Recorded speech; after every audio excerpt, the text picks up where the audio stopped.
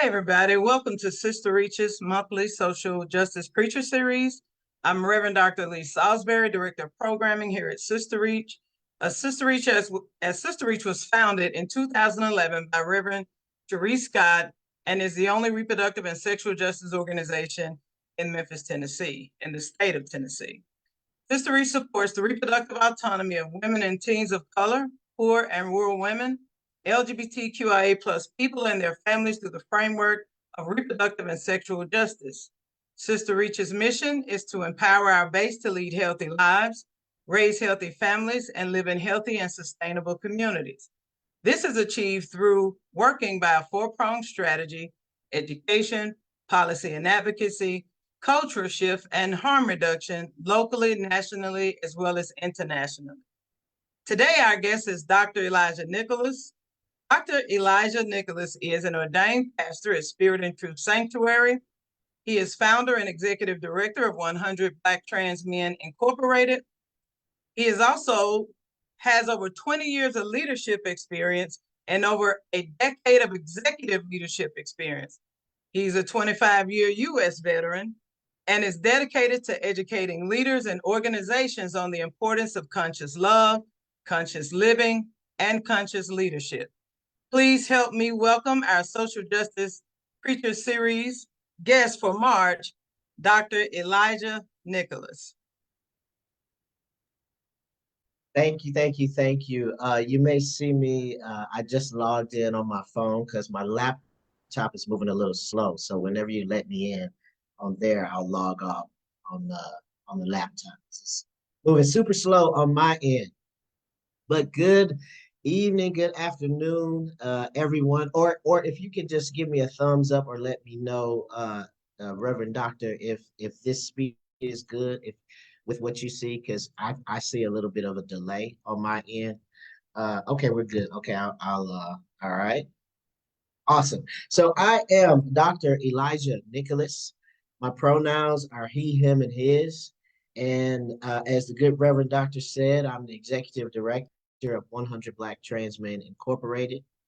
Our mission is to empower and employ and amplify the voices, visibility, and representation of Black transgender individuals. We do this through racial equity, education equity, health equity, and technology and innovation equity. So we're all about equity, and I'll get into what what the way I view equity over the next few minutes that we spend together.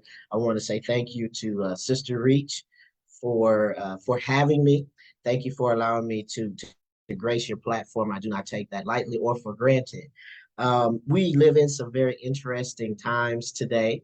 I'm sure I don't have to tell anyone about all of the anti-trans bills that we have and the reproductive bills that we have all around the country. So I'm excited to talk with you all today. I hope that you have questions today. I'm not here to change your mind, your values, or your beliefs, but I am here to certainly challenge your thinking, and I welcome you to challenge mine as well. With that said, let's take a deep breath.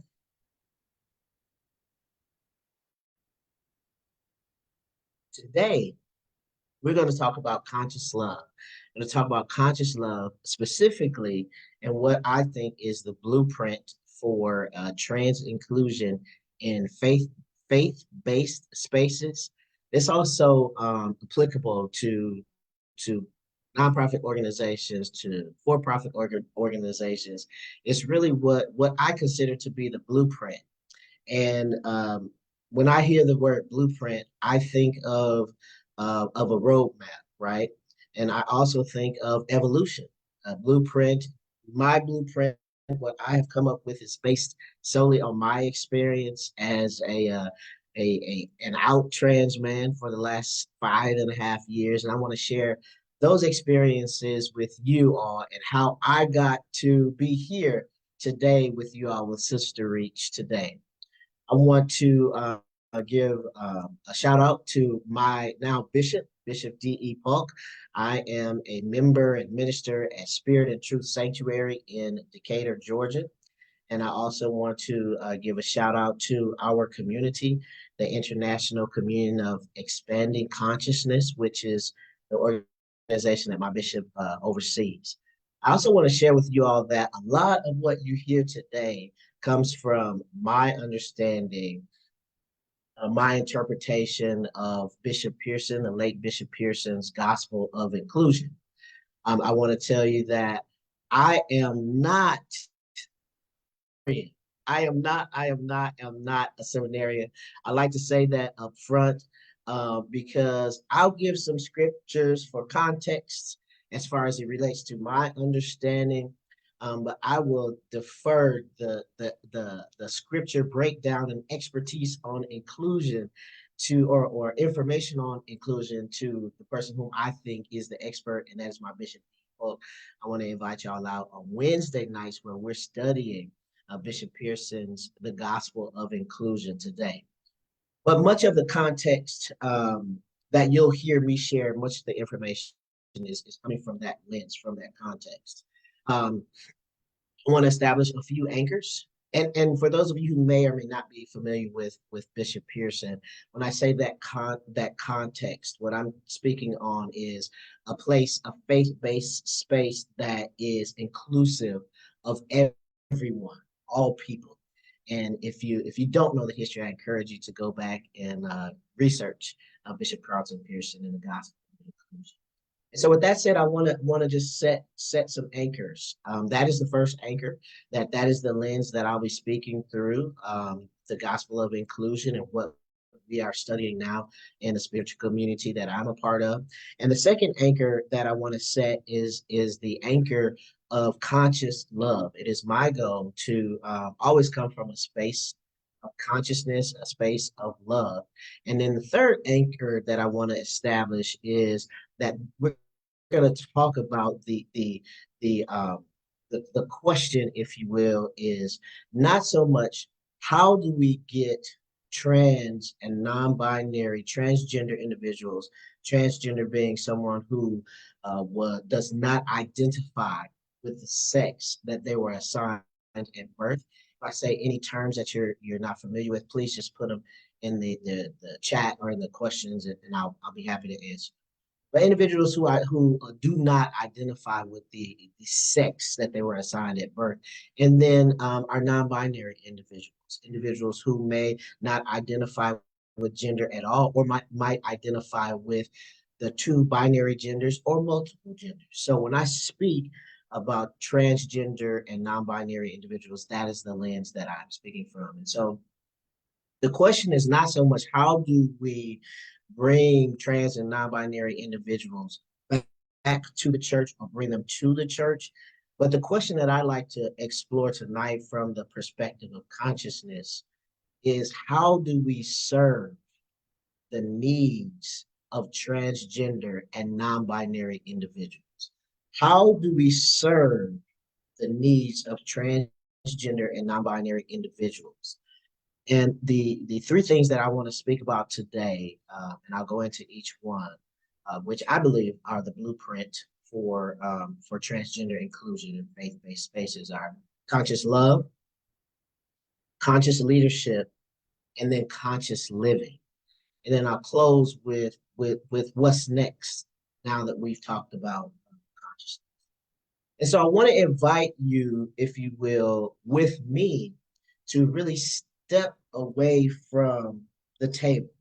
You know, oftentimes we hear people say, you know, everybody is welcome at the table. And I believe that everybody should be invited to the table.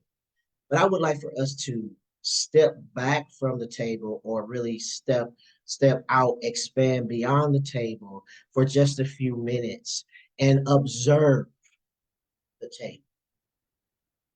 And if you are familiar with the writer Eckhart Tolle talks about how we're not this physical being. We're not this person in this body. We are the observer of the thinker. So we're the thinker and we're the mind thinker. We're really the observer of the person who's thinking the thoughts. of the mind that is going. So I want to invite you, even if it's a little uncomfortable, I want to invite you to elevate from the table, back away from the table. Sometimes we get so caught up on what's at the table. I want to invite you to view that from an eagle's eye perspective and not just observe the table and who's around the table, but observe yourself and how you react and respond to what's shared at the table. I encourage you to get a notepad because some feelings may come up that you are uncomfortable with. Some feelings may come up that you're very comfortable with. And today may be a day that you want to go back to and remember, right? So the first thing, let's talk about what is consciousness or what is conscious love. And actually, before I get into what is consciousness and what is conscious love, I want to just share with you how I got to this space in having this conversation with Reverend Dr. Elise. Right, we actually met, I believe, it was in 2019 at an event that I was uh, speaking at and selling my children's books. So I'm born and raised in Milwaukee, Wisconsin. I served 24 years, 10 months, and 8 days in the U.S. military. And I served every single day of those 24 years, 10 months, and 8 days as a closeted lesbian. And the reason that is significant is because every experience that I had leading up to today is relevant in how I navigate the world, just as it is, I'm sure, for you, right? So I grew up in a single parent home. My mom was and is my absolute best friend. Shout out to my mom if you're watching. I love you. And so my mother and I have navigated two coming outs, if you will. The first coming out was 14 years old at the kitchen table. Pardon me, 14 years old at the kitchen table. If you can imagine coming into an apartment where there's this round wood table and a steel stove, gas stove over to the right, and my mother in a cooking apron, and then at the center of the table is the Holy Bible. And in that conversation, well, before the conversation, I was like, this is not gonna be good, right? I just knew if I knew anything about vibration like I know now, if I knew then, I would say that vibration was way off in that moment, right? But I knew that wasn't going to be good. So my mother asked me at that time, right? She asked me at that time, did I like girls? And I did not lie. I don't lie to my mother. I didn't lie. Well, I'm not gonna say I've never lied to her, but I don't make it a practice of lying to my mother. As a kid, I had probably some lies there. But this was a moment of a deciding moment for me, if you will. And I told my mother the truth. And my mother responded from the space and capacity, from the space that she was in and the capacity that she held at that time, right? And so, as you can probably imagine how that conversation went, I'll just leave it at I left the table really wanting to not live anymore, thinking, what in the world is what is the purpose? What is my purpose for being here? If I'm damned to hell, if I'm never going to see my family again, what is the purpose for living, right? And so then I'll fast forward to the second coming out, which was in 2017, just before I actually affirmed my gender. Uh, my mother and I had come to a crossroads where not a crossroads, but a point where my mother understood and accepted me as her lesbian child, right? And so I kind of smile because I remember my mother at the time, she was 70 years old, bless her heart. She was like, wait a minute. Okay, so first you told me that you like girls. You told me we got through that, you're lesbian. And so now you're telling me that you actually have always been a boy. But do you still like girls? I'm confused. And so that was, not to make light of it, but that was our second coming out, if you will. And I shared those two stories in this moment specifically as we talk about conscious love. Because both my mother and I, at the second coming out, were at a different point in consciousness than we were 20 something years, 30 something years before that, the first coming out, right? And I share that because my journey in growing and understanding of what consciousness even is and what love is, unconditional love is, has evolved. It's grown over the years. And one of the things that I encourage people to do is not necessarily look back, but to give yourself some grace as you approach this topic of trans inclusion, especially in faith-based spaces. And I'll talk about why that's important when we get to the point of conscious living. And so oftentimes people ask me what I believe. I've been accused of being an atheist. I've been called an agnostic. I've been called a vibrational. I've been called a lot of things, right? And I will say that I am a follower. I am a follower of Christ consciousness, right? And my understanding of that has evolved over the years, having grown up in Baptist, Southern Baptist household where, we was in church, Bible study every Sunday, Wednesday, and vacation Bible school in the summertime. And my experience was I didn't experience what I now know as conscious love. I would say it was much less than conscious love, probably the opposite of conscious. Why is that relevant? Because all of those experiences that I had, specifically in the church and in my family and in the military, have led to the space of consciousness that I operate in now. And what I've come to believe and what I've come to know and understand is as we grow, if we allow ourselves to step away from the table and observe the table, we then open ourselves up for expanding our mind, expanding our consciousness, even understanding, what consciousness is. And in 2017, when I so my history is I first got licensed and ordained in 2012. Started a virtual church, Kingdom International Ministries virtual church with my former beautiful wife. She and I started a virtual ministry, matriculated really fast, just for various reasons. And I say use the word matriculated lightly, but I was confirmed as an apostle in 2017. And I share that because I want to give people an understanding of my evolution.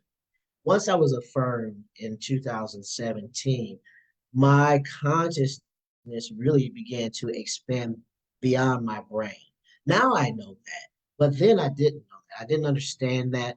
All I knew is that I was beginning to feel, and I say feel because not believe at the time, I was beginning to feel that there was more to Christ and more paths to God, to Yahweh, to Allah, whatever you call your deity, right? I was beginning to expand outside of the traditional Bible or the traditional way, if you will, and it was a very uncomfortable space. Now I look back and I know that that was my conscious evolving, right? And so fast forward to 2017, where I began to become really aware and understanding of conscious. What is consciousness? Consciousness is that inner knowing. Consciousness is that thing that we can't put our finger on. It's our intuition. It's our being, right? It's everything that's in us and outside of us at the same time, right? When we allow ourselves in a space to allow that consciousness to expand freely, what we do and what we can do is just unimaginable. And so when I think of conscious love, right, and I think of what helped Elijah get to this point today, it was the day in now 2018 where all of the ministries were closed. I was on my way to divorce, almost separated at the time, and also considering or in counseling for a mental health therapy specifically for my gender affirmation. And the Sunday that I walked in, I remember the day that I walked into Spirit and Truth Sanctuary. I remember having almost the answers and no answers at the same time. I knew that this was my new space. I knew that these were my people, if you will, as my bishop says. And so that began my next level of understanding, right? As pastor says, and the scripture says, from glory to glory. That was a new level of glory that I walked into. And I share all of those things because I think sometimes we don't give ourselves credit. We don't give ourselves acknowledgement of the path to where we are, right? And so when we think about conscious love in from the perspective of trans and non-binary individuals. What because I want to pull at least one scripture in here, right? So if we look at John 13:34 and 35, it says, love one another as I have loved you. So you must love one another. Basically, love your neighbor, right? We should all love one another. And most of us think, of course, I got that. That's easy. Of course, I love all my neighbors. But I want to also bring in one of the Tao principles here about living in harmony, right? So you can you love your neighbor if your neighbor is not at peace? Can you walk with your neighbor and allow your neighbor to walk with you if you're not at peace, right? I believe personally that as long as there is an imbalance, the Tao also talks about this, but as long as there is an imbalance anywhere, then there's a little piece of me somewhere in there, in my being, in my consciousness, that also has an imbalance, right? So we look at what I call the principles of Jesus, right? And this particular one where Jesus says, love your neighbor as you love yourself. For me, along my journey, that was huge because guess what? I realized in 2018 that I had not loved myself. I had not loved myself to my highest capacity. And if I didn't love myself, how could I really fulfill this particular scripture? How could I really love my neighbor? I could love my neighbor, but I could only love my neighbor to my capability, to my capacity. And my capacity was the level that I loved myself. And all of the things that I talked about that led up to that point in my life, that was the vibration that I was walking in, right? And so we talk in spirit and truth a lot about um, we don't attract what we want. We attract who we are. And so I remember the day that I walked into Spirit and Truth Sanctuary. They were already, and I say they loosely meaning our congregation, pastor, uh, now Bishop Pope and Pastor Reddy, they were already in this amazing vibration, this space of loving everyone consciously and intentionally. And I know I vibrated that to me and I vibrated myself there. So when we talk about the blueprint, specifically for trans and non-binary individuals, it takes, in my opinion, my experience says that it takes conscious love. It takes intention. It takes getting uncomfortable and allowing yourself in the space of understanding what makes me uncomfortable and why am I uncomfortable? And am I really executing on this scripture, John 13? Am I executing on this scripture and truly loving my neighbor? Now let's talk about whether we're talking about the affirming and inclusive spaces, which are welcoming for all individuals, or whether we're talking about traditional churches or the mosques or whatever faith-based space we're talking about. Am I really allowing my neighbor to live at their highest self? Take gender identity out of it, take take gender out of it, take sex out of it, take sexual orientation out of it. At the very foundational level, I allowing you to live at your highest point so that you can then go on to do the things that we'll talk about in the closing as far as it relates to social justice, making a greater impact in the world, right? So I want to just pause there for a moment and let us take that in. Um, One of the things when that I want to mention here is understanding that a couple of things. When we talk about conscious love and the trans experience specifically, it is important to note, not necessarily focus on, but note that many people come, many of us come, and when I say us, I'm saying trans and non-binary individuals, we come with gender identity related trauma. We come with religious trauma. And so, how we allow people to navigate in our faith spaces is really going to go back to remember the foundational question of how can we serve trans and non-binary individuals if we are not conscious of the fact that many of us come with trauma in addition to all the other trauma we come with. Many of us come with trauma, and how are we going to provide a safe space so that that trauma can be addressed, right? I'm not saying to have therapy services in the church. If you have that capability, that's wonderful.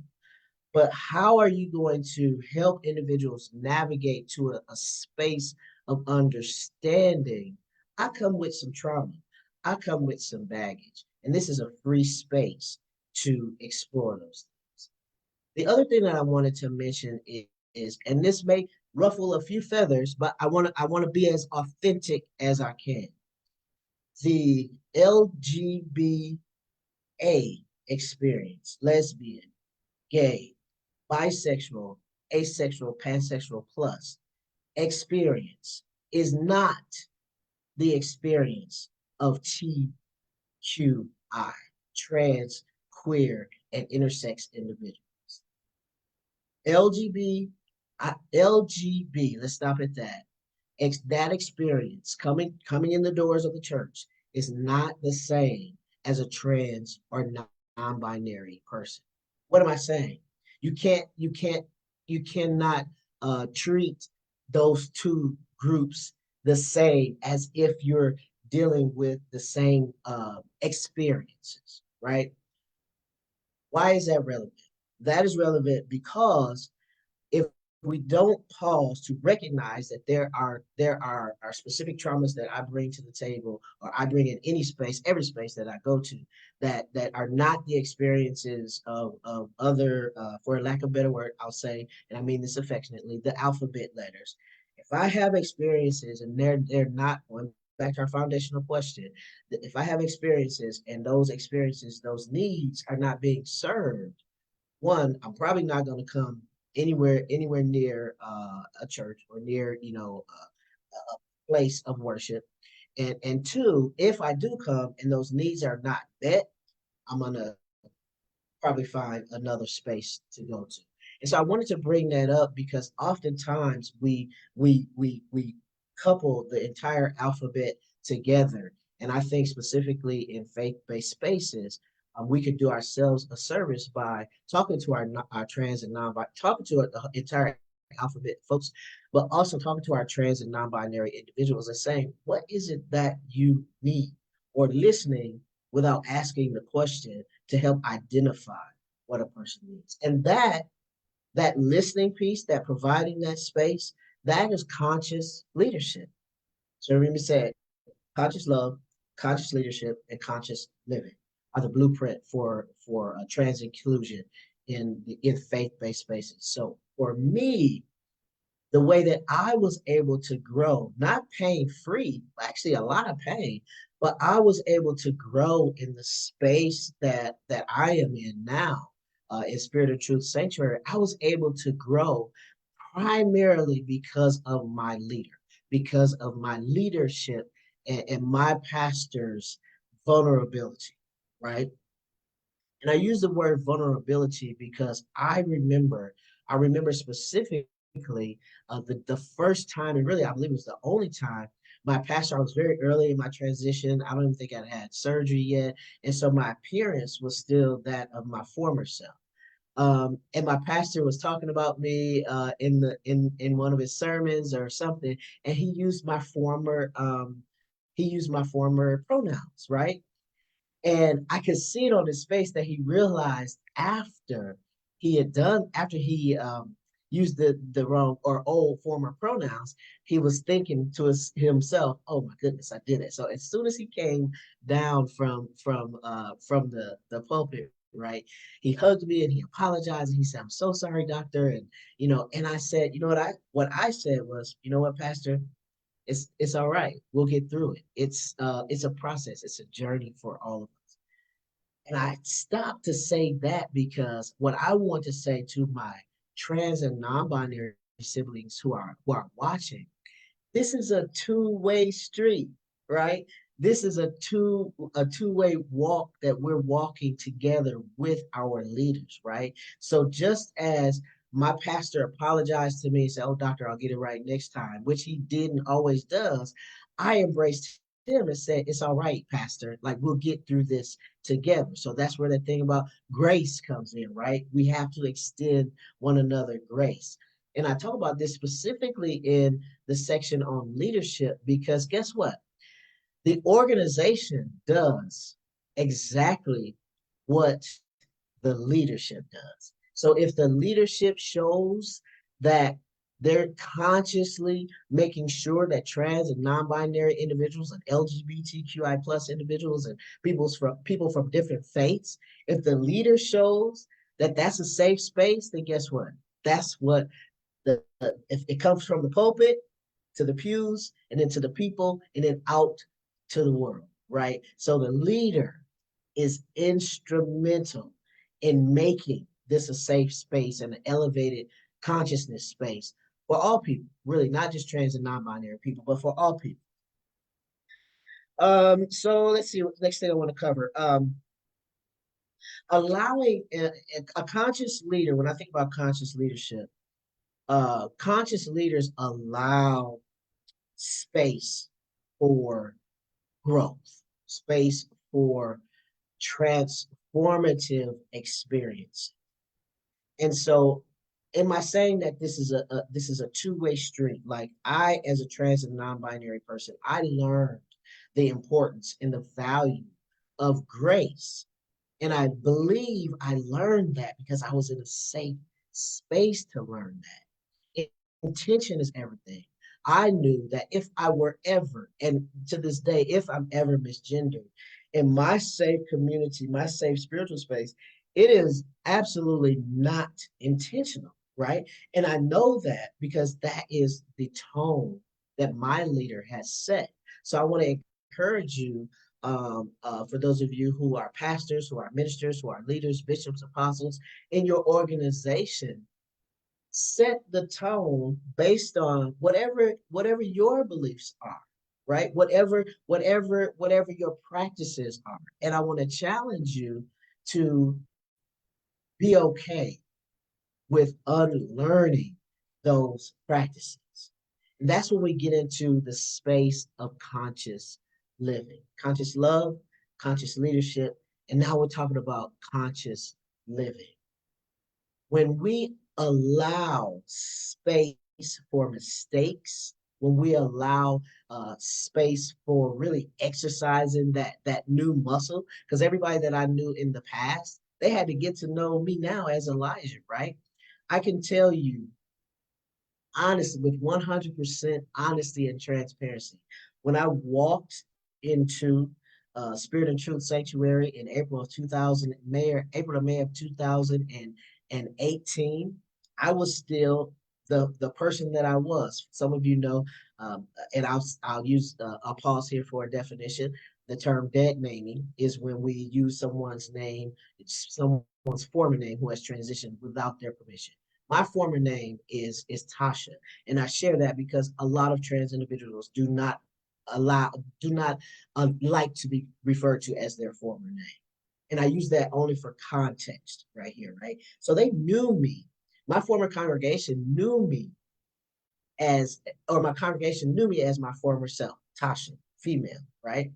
And now to this day, they have walked every single step of the way, every single step of the way with me during my transition when I started hormone therapy, after I had my top surgery. For those of you who may not know, top surgery is chest masculinization surgery. And there was never, not one miss of a beat, not one. And I believe that is because of the intention of my pastor and my leader, is because he set that tone. And so when you talk about conscious living, I walked into a spiritual community that was already living in conscious love and living in conscious leadership. And so as I felt safer to give grace, to learn to give grace, and then to also walk in my authentic self now as a trans man, an out transgender man, then I began to walk taller and prouder and happier and more authentic, and more transparent every single day. And what that did for me is the last point that I want to share. What that did for me is to then now go out into the world, right? We could bring scripture in and talk about Jesus sending the disciples out to the world, right? Now I'm able to go out into the world and, and view the world from the lens of conscious love, conscious leadership, and conscious living with intention, authentically as Elijah. And that is, in my opinion, how we change the world and how we change the landscape of faith-based spaces, giving ourselves permission to, number one, unlearn every single thing that we have learned over the years. Some of it is good, some of it is not so good. And we all, let's be transparent. We know that. And being in that uncomfortable space to say what our theme is this year. Is it working? Our theme at Spirit and Truth Sanctuary. Is it working for me? If it's no longer working, allow your consciousness to elevate and vibrate to what will work for you so that you can not only help provide a safe space for others, but provide a safe space for yourself so that you can live in your most authentic and happiest self. So what I want to challenge you all to do today is really come back to the table and identify how this makes you feel, what commitments you have to making yourself, your church, your environments a safe space for trans and non-binary folks, and then talk about what actions you're going to take to make that happen. I hope I didn't.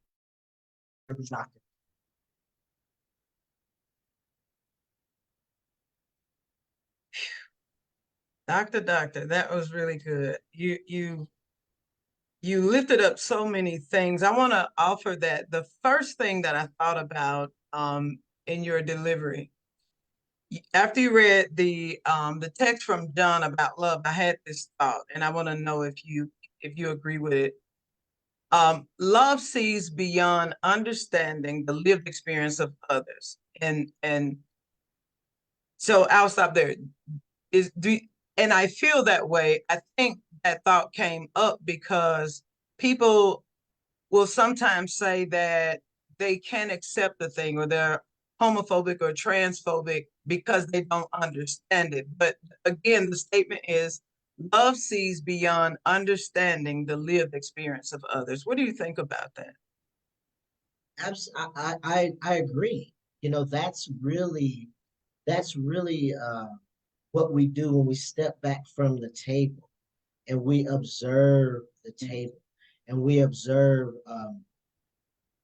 Why does my not understanding make me uncomfortable? Mm. Why doesn't my not understanding make me curious? Right? And oftentimes that not understanding really is our inner self, our consciousness posing a question, making us curious. But when we come back and take the seat at the table, remember, not viewing it from an eagle's eye. When we allow ourselves to come back, sit at the table with all of our norms, all of our beliefs, all of our traditions, that's when we say, you know what, I'm not with that. I don't get it.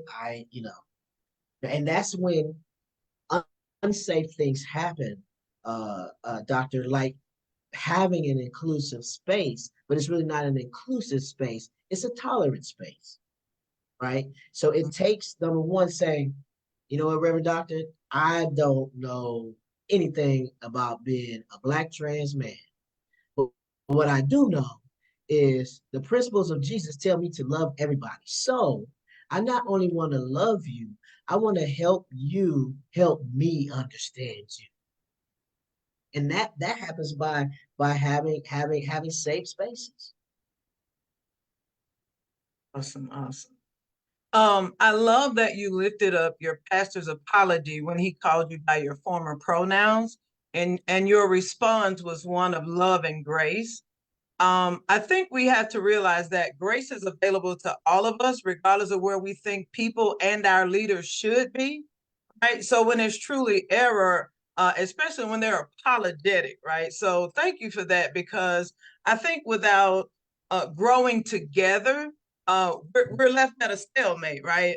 Inclusivity and affirmation and safe spaces are never actualized because grace and forgiveness aren't present, right? So the church should be safe for everyone. It should be safe space for everyone. I want to ask, Lavani asks, in the comment section, how can denominations better embody its teaching for love and acceptance for transgender and non-binary people and create truly inclusive spaces for all? So I know you kind of answered some of that in your delivery, but I wanted to ask because it was there may be something more that you want to share around that. Absolutely. So I think there's it's kind of a twofold parallel response, right? And the first one is to provide safe spaces. And what I mean by that is really embodying the principles. If you're a Christian, the principles of Christ, right? Or if you're a Buddhist, the principles of Buddhism, right? Embodying that that foundation of love. Now, love for me might look like having gender neutral bathrooms, Yeah. right? Love for me might look like having um, a poster up that has a trans flag on. Love for me might look like bringing in a non-binary speaker, so that I see myself represented here, right? And then when we talk about so I said it was twofold. So when we talk about the other perspective, if you will, is to really do just what I can't remember the person's name, just what you're doing and asking the question. I can't tell you how many spaces I've been in where and I'll say affirming spaces where they, I believe, have great intention on being a welcoming space for all people. However, they have not asked the people what they want. Remember our foundational question: how are we going to serve the needs of our transgender and non-binary individuals, right? Siblings. Well, if you don't know what my need is, well, let's back up. If you haven't asked Elijah what Elijah needs, then you're probably basing what with great intention, you're probably basing your strategy, your initiatives on the majority. So, stopping to find out what are the needs? And the reality is some of us have very unique needs. And I will tell you, one of the most significant needs to your to the question is safety, right? I want to go to church and I want to know that I can use the bathroom and I'm safe. Like that may seem so foundational. But I have been in inclusive and affirming churches that don't have gender neutral bathrooms. It is 2024. And if I'm going into a Fortune 500 company and I'm suggesting to them, one, for safety, you need to have gender neutral bathrooms. Certainly, if I'm attending a affirming church, I need to know that I can go in the bathroom and not be judged, right? So I hope that answers the question. If not, ask again, and I'll try to answer it in more detail. No, that was good. Thank you so much. You're welcome. Yeah, you absolutely did. Second question, Lavani asks is, how can we address the challenges faced by transgender and non-binary people in the workplace, the healthcare system, and other institutions? Because I'm glad that that person asked the question, because there are a lot of people who would love to know how to support. I think that's the core of the question, like how can we address the challenges faced by transgender and non-binary people? There are people who do consciously love or try to, right, or Sure. consciously attempt to help. And so how can they do that in these spaces, the workplace, the healthcare system, and other institutions? Great question. The first thing that I will say today is to really show up at the voting polls, and not just show up, but vote. Think about me when you vote. Hmm. Think about me when you vote. And I'll say, when we think about, I think it's SB 180 here in Georgia that just passed, the Religious Freedom Act. The individuals who voted yes to this legislation, if you fall in their district, what you can do for me is have a meeting with them and understand why they voted that way. Remember, I don't try to change people's minds, beliefs, or values, but I do want to challenge people's thinking. Now, oftentimes, when we're in conversation, I know when I've been in conversation, I learn a lot of times, like the authors of these bills, for example, or the author of a bathroom policy at a school, or the author of or the lack thereof a program in the healthcare system. Many people might disagree with me on this, but a lot of times it's not personal. It's not personal, and it is personal. It's not personal in the sense that they're just doing their job, like I'm living, they living, right? Uh, but they're afraid. It comes from fear, right? So a lot of, for example, the anti-trans bills, they're rooted in fear. Fear for what? Fear that my child is not going to be safe. Fear that I'm not going to be safe. And it's viewed from a singular lens. It's it's the thought is not, is Elijah going to be safe? Is Elijah going to be all right? So what a person who is not of that trend of the trans and non-binary experience can do, specifically in an example like that, is tomorrow tell somebody about Dr. Elijah. Tell somebody about this crazy man who is going all over the world showing love to all people. And they're saying, well, guess what? This guy is trans. He just wants to use the bathroom. He just want to raise his family. He just want to pay his taxes, right? And then that's a conversation, not necessarily from a trans person, but from an ally, right? So think about us when you go to the polls. Awesome. Thank you for that. You're welcome. And I I want to ask this last question, and I tread lightly asking it, but because I know the spirit of the person who asks, I want to ask on their behalf because they asked in the comment section.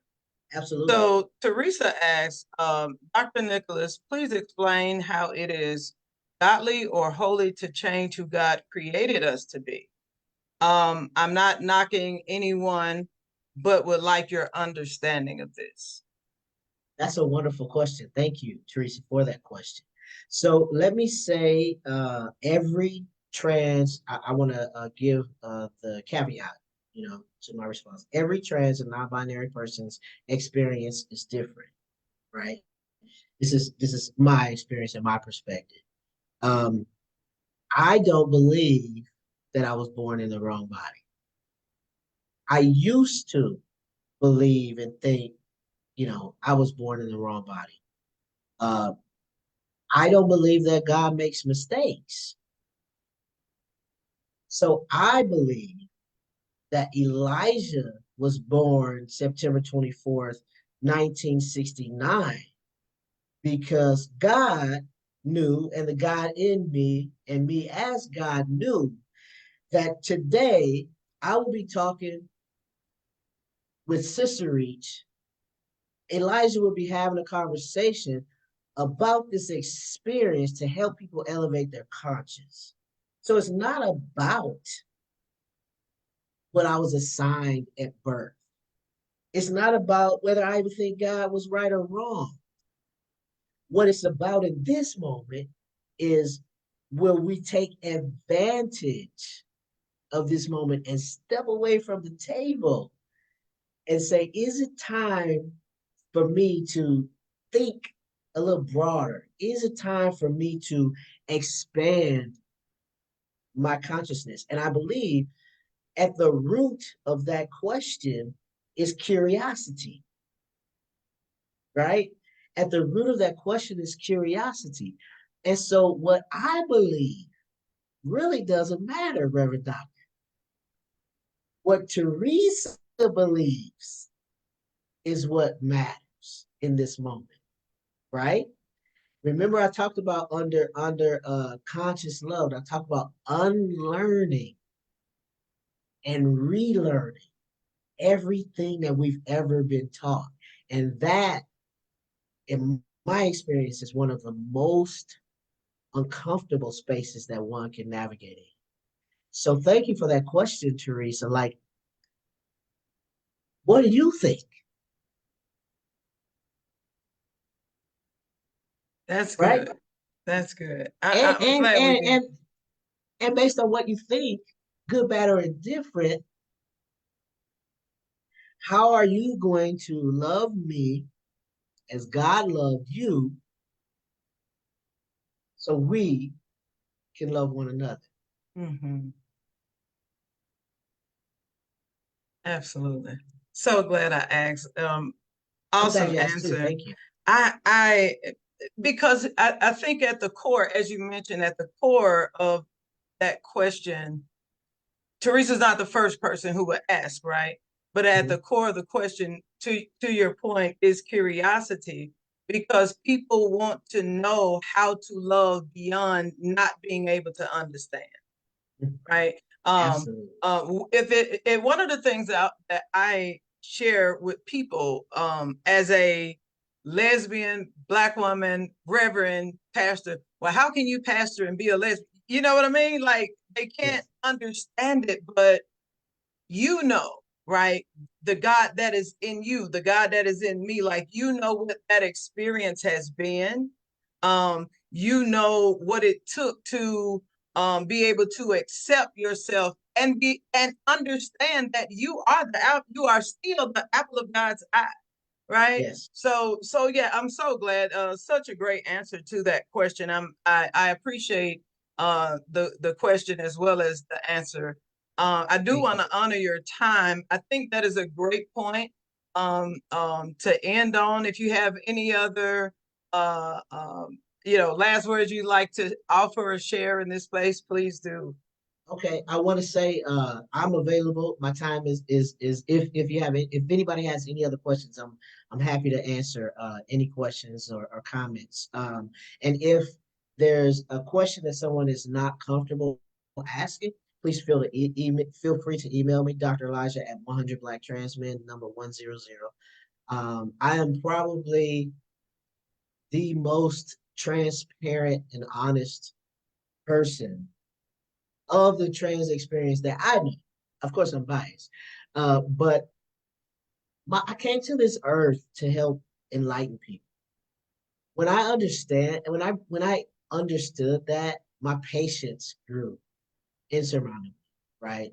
And I say patience because I've actually been on the other side and am on the other side of things I experience daily of not knowing, right? And so the other thing that I want to say to the question, if I'm phrasing it right, well, let me before I answer, can you just read that question if you have it available? Because I have something that I want to say on some Okay. So she asks, please explain, Dr. Nicholas, please explain how it is godly or holy to change who God created us to be. I'm not knocking anyone's experience, but would like to understand your thoughts. Got it. So what I want to say to this is I want to encourage you to look at your baby picture when we or the picture behind you. Doc. I don't know about you, but I don't look nothing like my baby picture other than this like little kind of a dimple I got right here. And I have changed so much over the years. Some of it by choice, most of it by nature, right? I am of the belief that saying that God created us to be a certain thing or a certain person really limits God. And this is my belief, I personally believe that we, in the physical form, we are evolving even God's idea of who we are, right? So God and God's infinite wisdom knew that this day would happen, right? But depending on what lens we view God from and whether we view ourselves as God, right? We could probably spend another hour on talking about that.